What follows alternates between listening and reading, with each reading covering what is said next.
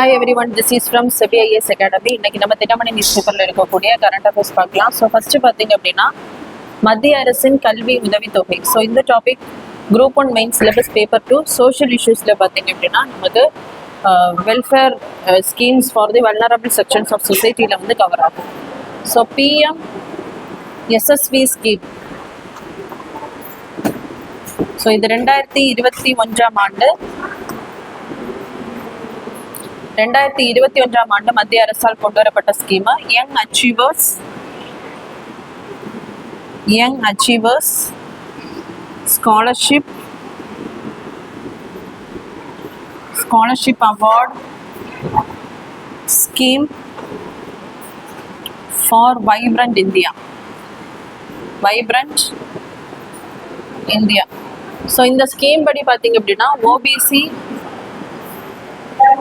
OBC other backward classes, அதே மாதிரி economically backward classes, அதுக்கப்புறமா டிஎன்டி. ஸோ இந்த வகுப்பை சேர்ந்த மாணவர்களுக்கு பார்த்தீங்க அப்படின்னா கல்வி உதவித்தொகையானது வழங்கப்படும். So OBC other backward classes, CBC economically, நமக்கு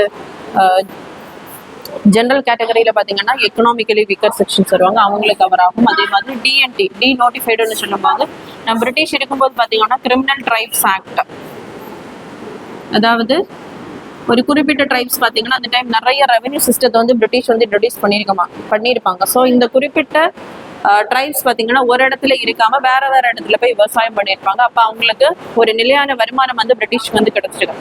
ஸோ அதுக்காக அந்த ட்ரைப்ஸை மட்டும் பார்த்தீங்கன்னா இந்த கிரிமினல் ட்ரைப்ஸ் ஆக்ட் கொண்டு வந்து 1871 கொண்டு வந்திருப்பாங்க. அவங்கள வந்து நோட்டிஃபைடாக அனௌன்ஸ் பண்ணியிருப்பாங்க. ஸோ அவங்கள பார்த்தீங்க அப்படின்னா கிரிமினல்ஸ் பை பர்த், பிறப்பிலே அவங்க வந்து கிரிமினல்ஸ் அப்படிங்கிறத அனௌன்ஸ் பண்ணி அவங்களுக்கு எல்லா அடிப்படை உரிமைகளும் வந்து பறிக்கப்பட்டிருக்கும். ஸோ அவங்கள தான் தற்போது பார்த்தீங்கன்னா டிஎன்டி அப்படின்னு குறிப்பிட்டிருக்காங்க. இது நம்ம ஆர்டிகிள்ல சொல்லக்கூடிய 342 சொல்லக்கூடிய ஷெட்யூல்டு ட்ரைப்ஸ் வந்து இதுல வர மாட்டாங்க, தனியாக வந்து இருக்கக்கூடியவங்க. ஸோ இவங்களுக்காக இந்த ஸ்காலர்ஷிப் வந்து வழங்கப்படுது. இது எந்தெந்த ஸ்கூல்ஸ் வந்து அந்த 10th 12th பார்த்தீங்கன்னா 100% தேர்ச்சியை வந்து பெற்று மத்திய அரசால் அறிவிக்கப்படக்கூடிய பட்டியலில் இருக்கக்கூடிய ஸ்கூல்ஸில் இருக்கக்கூடிய ஸ்டூடெண்ட்ஸுக்கு மட்டும்தான் இது வந்து வழங்கப்படும். ஸோ 9 மற்றும் 10ஆம் வகுப்பு மாணவர்களுக்கு 75,000, 11, 12 பார்த்தீங்க அப்படின்னா 1.25 லட்சமும் வழங்கப்படுகிறது. இதுல 30% பார்த்தீங்க அப்படின்னா மாணவிகளுக்கு ஒதுக்கப்படுகிறது. ஸோ இதற்கான அந்த தகுதி பார்த்தீங்க அப்படின்னா அந்த பிள்ளைகளுடைய குடும்பத்தின் ஆண்டு வருமானம் வந்து 2.5 லட்சத்துக்கு கீழே வந்து இருக்க வேண்டும். ஸோ அவங்களுக்கு தான் பார்த்தீங்க அப்படின்னா இந்த ஸ்கீமுக்கு வந்து கிளைம் பண்ண முடியும். நெக்ஸ்ட் பார்த்தீங்க அப்படின்னா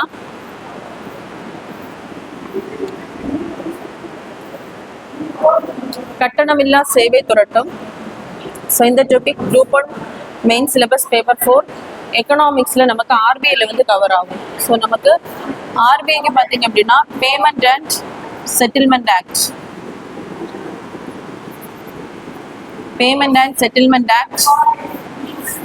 2007 கொண்டு வந்து அந்த டிஜிட்டல் பேமெண்ட்டை வந்து சூப்பர்வைஸ் பண்றதுக்கான அந்த உரிமை வந்து ஆர்பிஐக்கு வந்து பாராளுமன்றத்தில் வழங்கப்பட்டிருக்கும். ஸோ அதன் அடிப்படையில் National Payment Corporation of India அப்படிங்கிற அமைப்பு 2008 வந்து ஆர்பிஐ கீழே வந்து கொண்டு வரப்பட்டிருக்கும். ஸோ இவங்க தான் பார்த்தீங்க அப்படின்னா அந்த டிஜிட்டல் பேமெண்ட்டை வந்து கண்காணிக்கக்கூடிய அந்த ஆர்கனைசேஷன் ஆர்பிஐக்குள்ள வந்து இவங்க வந்து செயல்படுவாங்க. ஸோ இது பார்த்தீங்க அப்படின்னா நமக்கு யூனிஃபைடு பேமெண்ட் இன்டர்ஃபேஸ் அப்படிங்கிறது ஆகஸ்ட் 25, 2016 தான் இந்த National Payment Corporation of India வந்து ரிலீஸ் பண்ணியிருப்பாங்க. ஸோ அதன் அடிப்படையில் 16-17ஆம் ஆண்டு வந்து 7,000 கோடி டிஜிட்டல் டிரான்சாக்ஷன் வந்து நடந்திருக்கும் யூபிஐ மெத்தட்ல. ஸோ 2025-26 வந்து 314 லட்சம் கோடியாக இருந்திருக்கும். ஸோ அதுக்கு முன்னாடியே நேஷனல் பேமெண்ட் கார்பரேஷன் பார்த்தீங்கன்னா நமக்கு அந்த ஆர்டிஜிஎஸ், நெஃப்ட் இந்த மெத்தட்ஸ் எல்லாமே கொண்டு வந்திருப்பாங்க. ஸோ அதிகப்படியாக 2026 ஜூலைல தான் பார்த்தீங்க அப்படின்னா இந்த யூபிஐ அடிப்படையில் வந்து 2,366 கோடி வந்து டிஜிட்டல் டிரான்சாக்ஷன் வந்து பண்ணப்பட்டிருக்கு. ஸோ இதையும் பார்த்தீங்கன்னா நமக்கு இன்டர்நேஷனல் வேர்ல்டு லெவலில் இருக்கக்கூடிய இன்டர்நேஷனல் மானிட்டரி ஃபண்ட் வந்து இந்த யூபிஐ வந்து அங்கீகரிச்சிருக்காங்க. ஸோ அது மட்டும் இல்லாமல் நமக்கு இந்த யூபிஐ பார்த்தீங்க அப்படின்னா எந்தெந்த நாடுகளில் வந்து பயன்படுத்தலாம்னா யுஏஇ, பிரான்ஸு, பூட்டான், இலங்கை, அதுக்கப்புறமா நேபாளம், Singapore, Mauritius, Qatar, Cambodia, Greece மற்றும் மாலத்தீவுகள்ல என்ன பண்ணலாம் அப்படின்னா நம்ம இந்த யூபிஐ வந்து இங்க இருக்கக்கூடியது அங்கேயே நம்ம பயன்படுத்தி கொள்ளலாம்.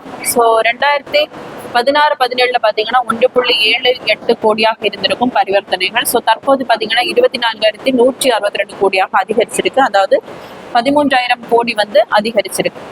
ஸோ ஆரம்பத்தில் பார்த்தீங்கன்னா இந்த யூபிஐ கீழே 21 வங்கிகள் தான் செயல்பட்டிருப்பாங்க. இப்போது வந்து 703 இது வந்து அதிகரிக்கப்பட்டுள்ளது. ஸோ அதே மாதிரி இந்த ஆப் பார்த்தீங்கன்னா பீம் செயலிக்கு கீழே தான் இந்த யூபிஐ வந்து பயன்படுத்துவாங்க. நம்ம 2017 பார்த்தீங்கன்னா கியூஆர் கோடை யூஸ் பண்ணி அந்த டிஜிட்டல் டிரான்சாக்ஷன் செய்யக்கூடிய அந்த மெத்தடை வந்து என்பிசியை வந்து கொண்டு வந்திருப்பாங்க.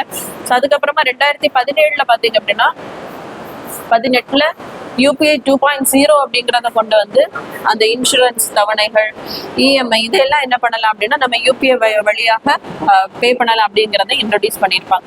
அதே மாதிரி இந்த பேமெண்ட் அண்ட் செட்டில்மெண்ட் ஆக்டை பார்த்தீங்க அப்படின்னா அமெண்ட்மெண்ட் பண்ணியிருக்காங்க. தற்போது வரி மற்றும் பிற சட்டங்கள் திருத்த மசோதா, அதாவது tax and other payment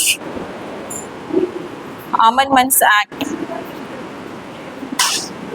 so இதன்படி முன்னாடி பார்த்தீங்க அப்படின்னா இந்த பேமெண்ட் செட்டில்மெண்ட் ஆக்டுக்குள்ள செக்ஷன் 10 இருந்திருக்கும். இதில் வந்து மெர்ச்சன்ட் டிஸ்கவுண்ட் ரேட் வந்து வழங்கப்பட்டிருக்கும். அதாவது வணிகர்கள் இந்த டிஜிட்டல் டிரான்சாக்ஷனை பண்ணும்போது அவங்களுக்கு எந்த விதமான அதற்கான அந்த என்ன பண்ண மாட்டாங்க, பேமெண்ட் வந்து கலெக்ட் பண்ண மாட்டாங்க இதை டிரான்சாக்ஷன் பண்ணுறதுக்காக. தற்போது என்ன பண்ணியிருக்காங்க அப்படின்னா நார்மலாக ரீட்டைல்ஸ் எல்லாமே நம்ம நார்மல் பர்சன்ஸ் வந்து இதை என்ன பண்ணலாம், யூபிஐ பண்ணும்போது எதுவுமே பேமெண்ட் வந்து கலெக்ட் பண்ண மாட்டாங்க.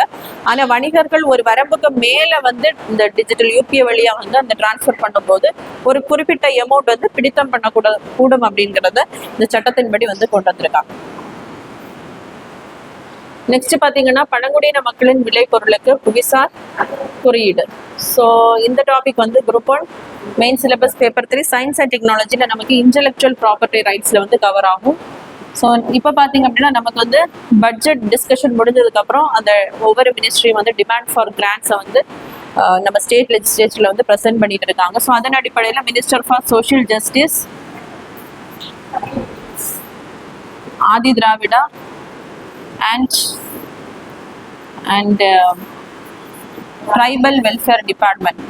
ஸோ இதனுடைய மினிஸ்டர் பார்த்தீங்கன்னா என்னென்ன ஸ்கீம்ஸை அவங்க டிபார்ட்மெண்ட்டில் கொண்டு வர போகிறாங்க அப்படிங்கிறத வந்து டிமாண்ட் ஃபார் கிராண்ட்ஸாக ஸ்டேட் லெஜிஸ்லேச்சரில் வந்து ப்ரெசென்ட் பண்ணியிருக்காங்க. அதன்படி தான் பார்த்தீங்கன்னா பழங்குடியின மக்கள் உற்பத்தி செய்யும் பொருட்களுக்கு புவிசார் குறியீடு, இது பார்த்தீங்கன்னா ஜிஐ டேக் நமக்கு அந்த இன்டெலெக்சுவல் ப்ராப்பர்ட்டி ரைட்ஸில் கவர் ஆகும். ஸோ வேர்ல்டு ட்ரேட் ஆர்கனைசேஷன் பார்த்தீங்கன்னா நமக்கு ட்ரிப்ஸ் அக்ரிமெண்ட்டை வந்து 1995 வந்து கொண்டு வந்திருப்பாங்க. அதாவது ட்ரேட் ரிலேட்டட்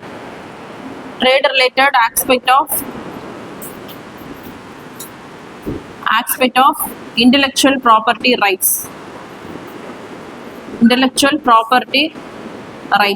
ஸோ இதில் பார்த்தீங்கன்னா நம்ம 1995 வந்து அந்த ட்ரிப்ஸ் அக்ரிமெண்ட்ல வந்து நம்மள என்ன பண்ணியிருப்போம்னா ஜாயின் பண்ணியிருப்போம். அதன் அடிப்படையில் ஒரு பொருட்களில் ஒரு நாட்டில் பார்த்தீங்கன்னா ஒரு பொருள் புதிதாக உற்பத்தி பண்ணும் போதும், அதே மாதிரி ஒரு இடம் சார்ந்த ஒரு பொருளை வந்து குரூப் ஆஃப் ஃபார்மர்ஸ் வந்து அதை வந்து ப்ரொடியூஸ் பண்ணும்போது அதனுடைய ஒரிஜினாலிட்டிக்காக என்ன பண்ணுவாங்க அப்படின்னா பேட்டன் ரைட் வந்து அவங்களுக்கு வந்து வழங்கப்படும். ஸோ அதன் அடிப்படையில் அவங்களுடைய அந்த காப்புரிமை என்ன செய்யும் அப்படின்னா அதை ஒருத்தவங்க வந்து புதிதாக கண்டுபிடிக்கும் போது அவங்களுடைய அந்த அறிவு சார்ந்த அந்த ஒரு நாலேஜுக்கு உரிமை தரும் போட்டு தான் பேட்டன் ரைட்டு கொடுப்பாங்க.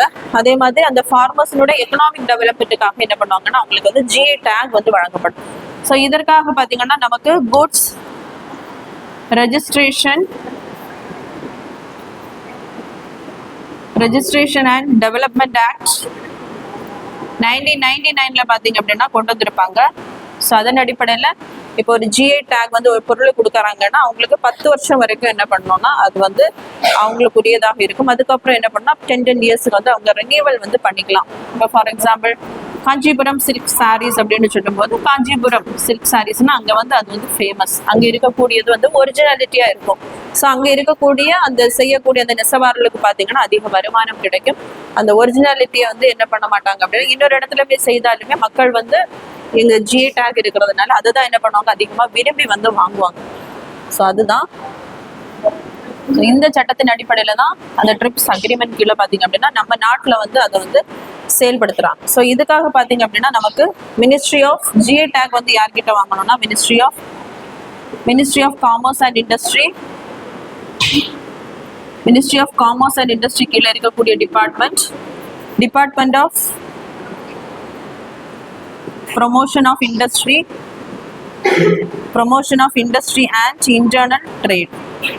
ஸோ இவங்க தான் அதற்கான அனுமதியை கொடுக்கக்கூடிய அமைப்பு. ஸோ இவங்களோட ஆஃபீஸ் பார்த்தீங்கன்னா எல்லா ஸ்டேட்ஸ்லையுமே இருக்கும். நம்ம தமிழ்நாட்டில் வந்து ஜிஐ ரெஜிஸ்ட்ரி இன் சென்னை. ஸோ இவங்க தான் அந்த அங்கீகாரத்தை வழங்கக்கூடியவங்க. ஸோ அந்த புவிசார் குறியீடு பார்த்தீங்க அப்படின்னா பழங்குடியின மக்களின் விளைபொருளுக்கு வழங்கப்படும் அப்படிங்கிறதையும், ஸோ ஆதி திராவிடர் மற்றும் பழங்குடியின பள்ளி விடுதி மாணவர்களுக்கு பார்த்தீங்க அப்படின்னா இதுக்கு முன்னாடி 1400 இருந்திருக்கும் அந்த உணவு கட்டணம். அது வந்து 1800 அதிகரிக்கப்படுகிறது. 1500 2000 அதிகரிக்கப்படுகிறது. 160 கோடியில பாத்தீங்கன்னா 150 சமூக நீதி விடுதிகள், அதே மாதிரி அதுல சிறப்பாக செயலாற்றக்கூடிய அந்த ஆசிரியர்களுக்கு பாத்தீங்கன்னா அறிவொளி காப்பாளர் விருது வந்து வழங்கப்படும். அதே மாதிரி அந்த சமூக விடுதி காப்பகத்தை வந்து ஏற்படுத்தும் போது அவங்களுக்கான அந்த அம்பேத்கர் படிப்பகம் கொண்டு வரப்படும். அதே மாதிரி தூய்மை பணியாளர்களுக்கு பாத்தீங்கன்னா சொந்த வீடு வழங்குவதற்காக அகம் திட்டம். இதுல வந்து 2500 காங்கிரீட் வீடுகள். வீடற்ற ஆதி திராவிடர்களுக்கு பாத்தீங்க அப்படின்னா இனிய இல்லம் அடிப்படையில வந்து அவங்களுக்கு வீடுகள் வழங்கப்படும். அதே மாதிரி பழங்குடியினர் அந்த பொருட்களுக்கு வந்து பிரத்யேகமாக அவங்களுடைய அந்த பொருளாதாரத்தை பாதுகாக்கும் பொருட்டு புவிசார் குறியீடு வாங்குவதற்கான அந்த பாதுகாக்கும் முறையை வந்து கொண்டுவரப்படும் அப்படிங்கிறதை வந்து மினிஸ்டர் வந்து என்ன பண்ணியிருக்காங்க, பிரசன்ட் பண்ணியிருக்காங்க.